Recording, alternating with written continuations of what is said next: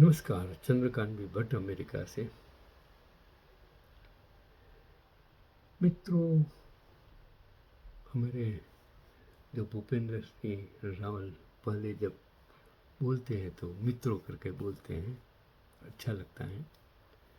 चलो आज भारत और अमेरिका में क्या फ़र्क है, जो मैंने एक आर्टिकल्स फेसबुक पर पढ़ा, मैं आपको गुजराती का आर्टिकल हिंदी में पूरे विश्व को बताना चाहता हूँ कि जन्मभूमि प्यारी है इसलिए कहते हैं, टाइटल उसका। 19 से 23 अप्रैल 2026 के दौरान ये आर्टिकल जो लिखा उसमें भूपेंद्र सिंह रावल, प्राध्यापक बाबू सुतार, समान न्यूज़ चैनल के संवाददाता सागर पटेल, मैरीलैंड राज्य के एलिकोट सिटी में दिनेश भाई कानानी के मेहमान बने थे। उसमें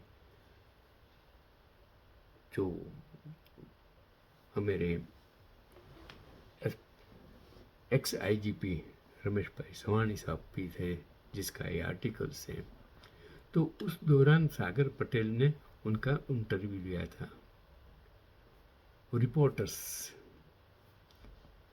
तो उनका जो इम्पोर्टेंस था कि सागर पटेल, उसने कहा अमेरिका में कई गुजराती लोगों से मिलने का अवसर मिला, उनके व्यवसायों के बारे में जानने को मिला, खासकर यह जानना कि यह ऐसा क्या है कि सभी लोग यहाँ आकर बसने की इच्छा रखते हैं, यहाँ की कौन सी बात आपको प्रभावित करती है। रमेश भाई सवानी का ये जवाब है कि गुजरात और भारत में जो वर्ण व्यवस्था है और जातिवाद है वह यहाँ नहीं है। मैं बड़ा तू छोटा, इस तरह की मानसिकता यहाँ बिल्कुल नहीं है। और दूसरा, जन्मभूमि प्यारी है इसलिए कहते हैं। जो 19 से 23 अप्रैल 2000, तो ये जो बात मैंने कही कि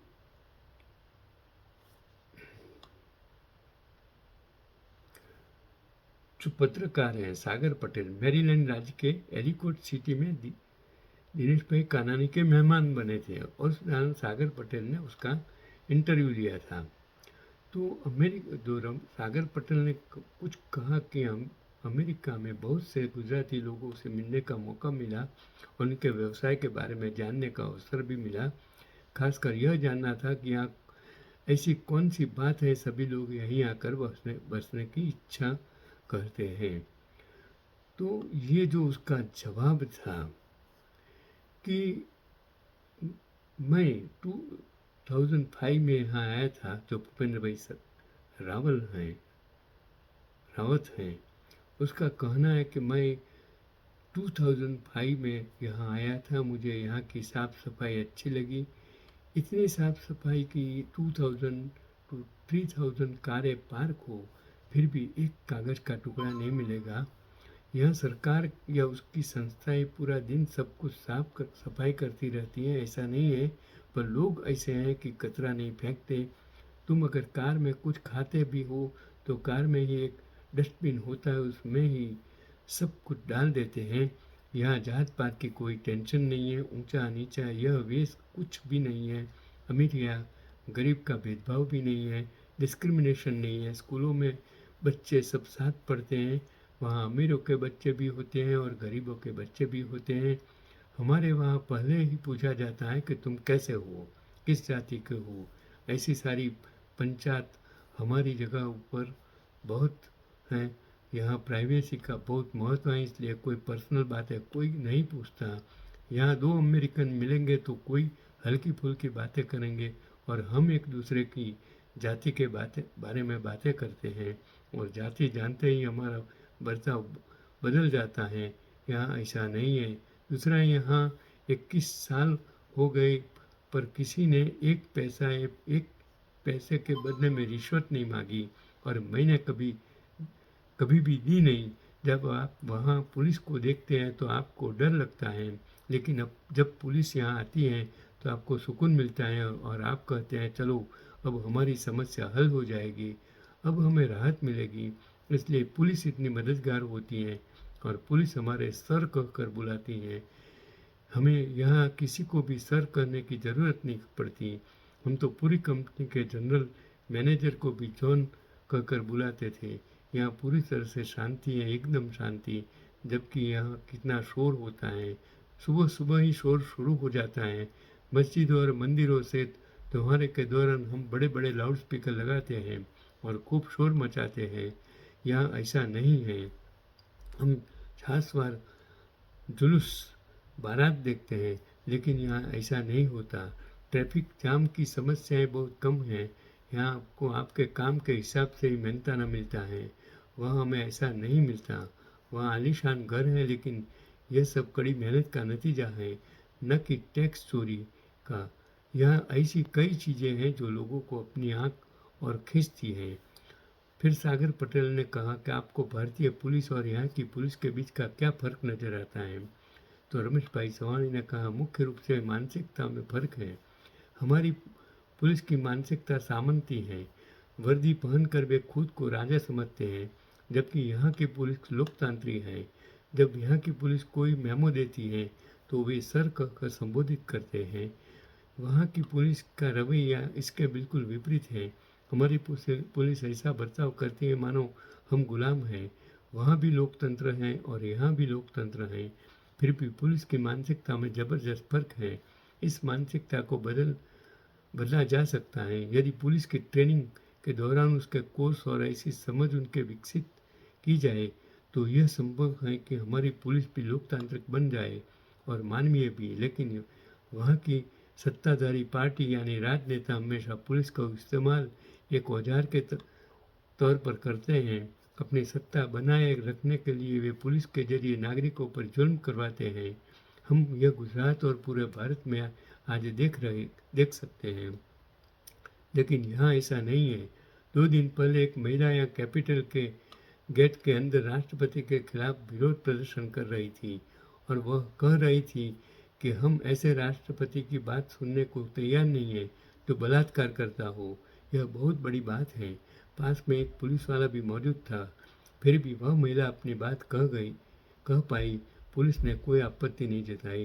गांधीनगर या दिल्ली में हमें ऐसा नज़ारा देखने को नहीं मिल जा सकता है। उन्हें इसे रात में हटा देना चाहिए। दिनेश भाई कानानी ने कहा, पुलिस ने हमें कभी परेशान नहीं किया। अगर हमें दुकान का लाइसेंस भी लेना हो तो कर्मचारी हमारे फॉर्म भर देते हैं। पासपोर्ट कार्यालय में जाते हैं तो वो हमारे लिए सब कुछ कर देते हैं। हमें यहाँ पुलिस से भी कभी डर नहीं लगता। नहीं किसी कर्मचारी या प्रथम श्रेणी के अधिकारी ने हमें धमकाया है। जब मैं पहली बार 1994 में यहाँ आया था, तब मुझे एहसास हुआ कि मैं सूरत में नहीं रहना चाहता, मैं अमेरिका में रहना चाहता हूँ।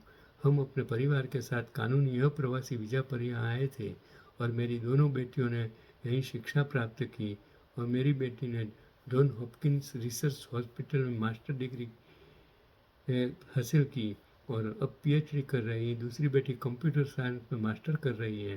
गुजरात में ऐसी शिक्षा उपलब्ध नहीं होती। Tuition fees 0, school fees 0, college में फीस लगती है जिसके लोन मिलता है, या लड़के खुद अपने आप नौकरी करके पैसा भर सकते हैं। सागर पटेल ने पूछा कि कुछ लोग टिप्पणी करते हैं कि आप विदेश में रहकर देश की बुराई क्यों कर रहे हो, आप भारत में पेंटिंग बनाने को क्यों आते हैं। भूपेंद्र सिंह रावल ने कहा, हम भारत की बुराई नहीं कर रहे हैं, हम हमारी मातृभूमि, ये हमारी मातृभूमि है, यह हमें प्रिय है, इसलिए हम बोलते हैं। हमारी भाई, हमारी माताएं सब वहीं रहते हैं। हम हर 1-2 साल में आते रहते हैं। भारत में खुदाई का तो सवाल ही नहीं उठता। यह हमारी जन्मभूमि है।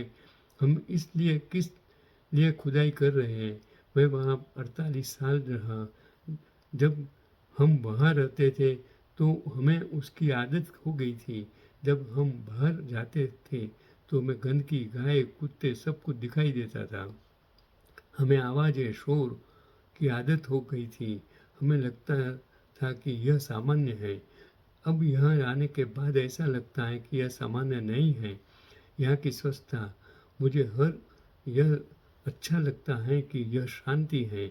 जो कुछ भी असामान्य था उसकी वजह से हमारी आत्माओं में थोड़ी जलन होती है। मैं सोचता हूँ कि हमारा देश ऐसा क्यों नहीं हो सकता।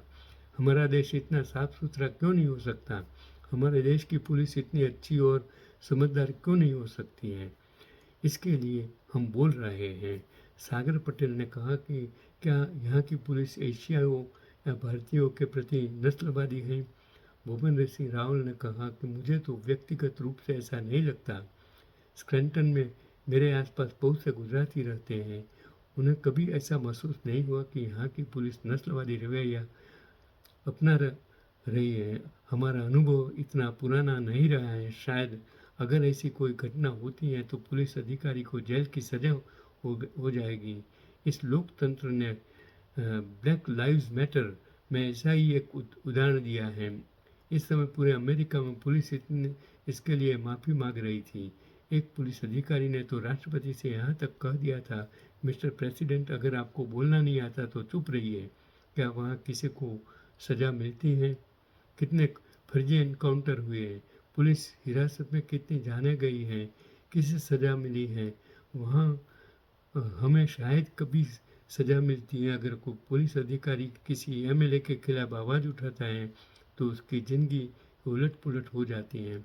सागर पटेल ने कहा कि बंदूक संस्कृति के बारे में आपका क्या कहना है? भूपेंद्र सिंह रावल ने कहा कि बंदूक संस्कृति एक समस्या है, दुखद घटनाएं होती हैं। अमेरिका 4 जुलाई 1776 को स्वतंत्र हुआ। फिर 1719 में संविधान में संशोधन किया गया और बंदूक रखने का मौलिक अधिकार दिया गया। हमारे यहाँ ऐसा कोई अधिकार नहीं है। हमें समझना होगा कि यह यहाँ क्यों है। हमने वहाँ यह अधिकार नहीं दिया, लेकिन यहाँ को दिया जाएगा। वर्तमान में अमेरिका की सेना को नंबर 1 माना जाता है, लेकिन जब अमेरिका 1776 में स्वतंत्र हुआ उस समय अमेरिका के पास कोई सेना नहीं थी। जॉर्ज वॉशिंगटन, जॉन एडम्स और थॉमस जेफरसन ये सभी नेता थे, लेकिन उस समय किसी के पास भी कोई प्रशिक्षित सेना नहीं थी। हर कोई अपने साथ बंदूक रखता था। जब भी बुलावा आता तो हर कोई आ जाता था। यहाँ तक कि पादरी, शिक्षक, किसान और डाकिया भी अपनी बंदूकें लेकर आ जाते थे और वे ब्रिटिश सेना के खिलाफ लड़ते थे। इसलिए बंदूक रखने का अधिकार दिया गया था ताकि ज़रूरत पड़ने पर हर कोई आकर लड़ सके। सागर पटेल ने प्रश्न पूछा कि दिनेश भाई, क्या यहाँ राजनीतिक पार्टियों को फंडिंग करनी पड़ती है? दिनेश कानानी ने कहा, राजनीतिक पार्टियों को फंड देना पूरी तरह से अपनी मर्जी पर है। हमारे पास AARA, Asian American retailers association है। हम इसके लाइफ मेंबर। हम स्थानीय सेनेटरों और स्थानीय उम्मीदवारों को 550-100 डॉलर का योगदान देते हैं और वह भी अपनी मर्जी से। हम डेमोक्रेट और रिपब्लिक दोनों को योगदान देते हैं। कोई भी उम्मीदवार हमारे घर या स्टोर पर खुद आकर चंदा इकट्ठा नहीं करता। सागर पटेल ने कहा, रहने वाले गुजराती अपने दांत साफ करवाने का या आंखों का इलाज करवाने के लिए गुजरात जाते हैं। क्या यहाँ स्वास्थ्य सेवा महंगी है? दिनेश काना ने कहा, यहाँ 3 तरह के इंश्योरेंस होते हैं। डेंटल इंश्योरेंस आमतौर हेल्थ इंश्योरेंस में शामिल नहीं होता। यहाँ दांतों का इलाज महंगा है, हालांकि डेंटल इंश्योरेंस इतना महंगा नहीं है। अगर आप लाइफ मेडिकल इंश्योरेंस में हर साल $1200 ज़्यादा लेते हैं तो हम इसमें शामिल हो जाता है। इन पैसों को बचाने के लिए हम डेंटल इंश्योरेंस का, आंखों का इंश्योरेंस नहीं लेते। बाकी सभी तरह के इंश्योरेंस यहाँ उपलब्ध है। हमारा मानना है कि आपको जितना हो सके इतने पैसे बचाने चाहिए, वरना आपको इलाज करवाने के लिए भारत आने की ज़रूरत नहीं पड़ेगी। सागर पटेल ने कहा, यहाँ की संस्कृति को बहुत अच्छी तरह से सहज कर रखा गया है, जिसे हमने संग्रहालय में देखा, जबकि वहाँ हमें जिम्मेदार ज़्यादातर अपनी ही तारीफ देखने को मिलती हैं। आप इस बारे में क्या कहेंगे?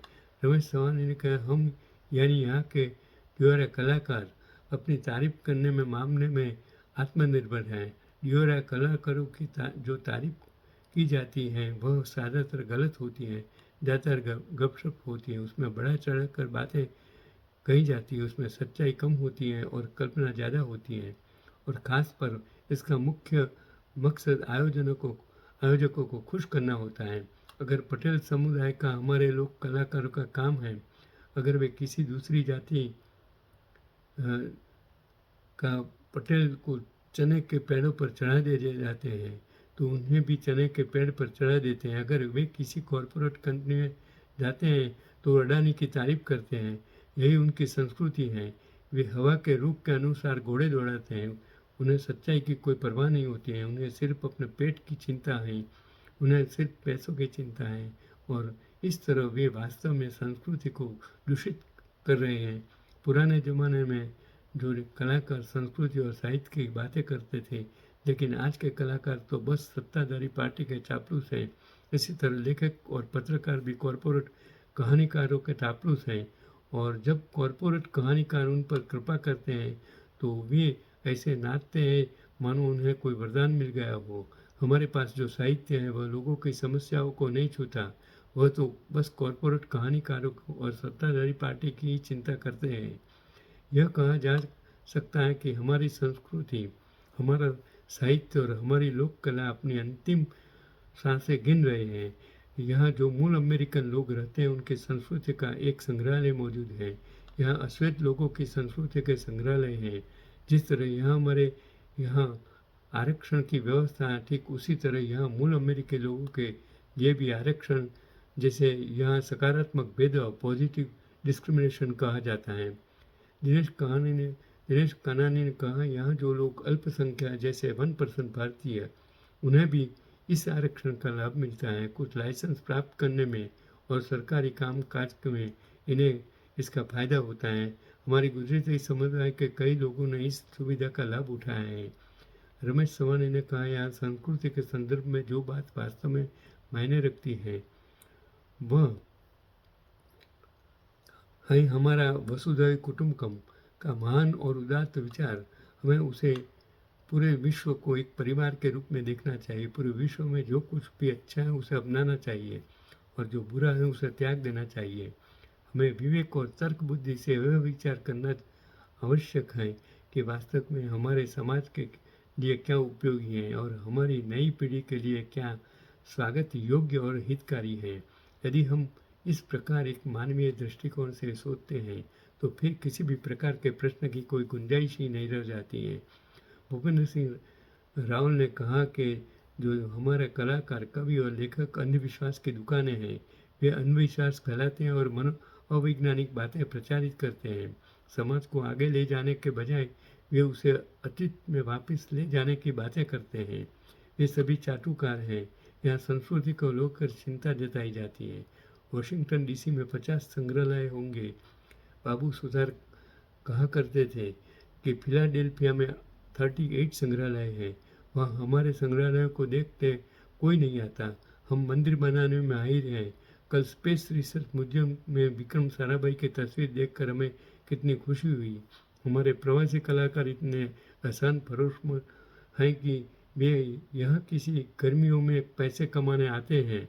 यहाँ के गुजरातियों के अपने देश के प्रति प्रेम का फ़ायदा उठाकर वे डॉलर जमा करते हैं और वापस जाकर कहते हैं अमेरिकी गुजराती तो सिर्फ टॉयलेट साफ करते हैं, कमरे साफ करते हैं। तो ये प्रवासी कलाकार संस्कृति के रक्षक नहीं है, ये सब तो सिर्फ चापलूस हैं। साहित्यकार भी कब इसी तरह के होते हैं। यहाँ वे आपकी संस्कृति, आपकी भाषा का ख्याल रखते हैं। एडिसन न्यू जर्सी में जहाँ गुजरातियों की आबादी ज़्यादा है, आपको गुजराती में चिट्ठी पत्री मिलती है। पेंसिल्वेनिया में भी आपको यह सुविधा मिलती है। आपको बस यह लिखना होता है कि अगर मुझे जानकारी गुजराती में चाहिए तो सब गुजराती में ही मिलेगा। आपको एक गुजराती दुभाषक भी मिलता है। ये आपकी भाषा का पूरा ध्यान रखते हैं। अगर हम अपनी जिम्मेदारियों को निभाएंगे तो हम अपने समाज, अपने देश को तरक्की की राह पर ले जाएंगे।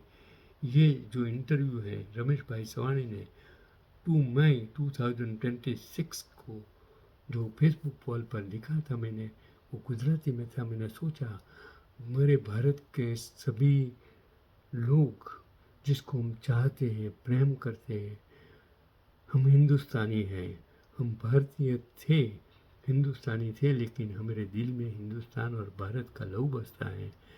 हम एनआरआई हैं, अमेरिकन नागरिक हैं, फिर भी इस देश को हम चाहते हैं। आज जो भी देश में जिस सत्ता में आए लोगों ने भ्रष्टाचार को ही ईमानदारी बना दी है और ईमानदारी को भ्रष्टाचार बनाकर सत्ता प्राप्ति वही गुजरातियों ने पूरा उत्तर भारत, पूर्व पश्चिम भारत को भ्रष्टाचार से युक्त बना दिया है, भ्रष्टाचारियों को ईमानदार बना दिया है। तब हमें शर्म आती है। यही आज का पैगाम, जागिए, देश को बचाइए, आपका कर्तव्य है, हमारा कर्तव्य नहीं है। हम तो सिर्फ चिंता करते हैं, जगाते हैं, युवा धन की चिंता करते हैं। इसलिए आज का पैगाम, ये वीडियो फैला दो, जितना फैलाना हो। रमेश भाई सवाणी, भूपेंद्र सिंह रावल, सुथार भाई, सबको मेरा प्रणाम, नमस्कार आज के इस वीडियो के लिए।